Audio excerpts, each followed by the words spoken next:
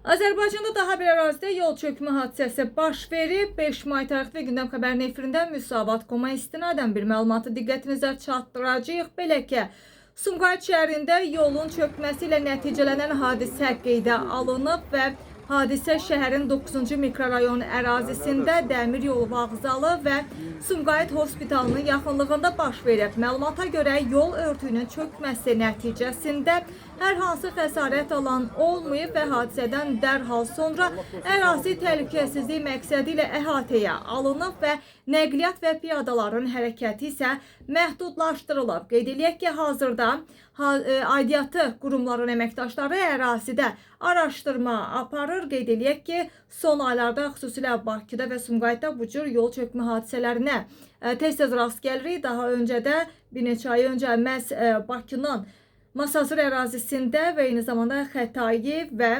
Nəsim rayon ərazisində də yol çökmə hadisəsini diqqətinizə çatdırmışdıq və ümid edirik ki, bundan sonra maksimum dərəcədə diqqətli olmalıyıq ki, bu cür xəbərləri tez-tez mütəmadi olaraq diqqətinizə çatdırmayaq.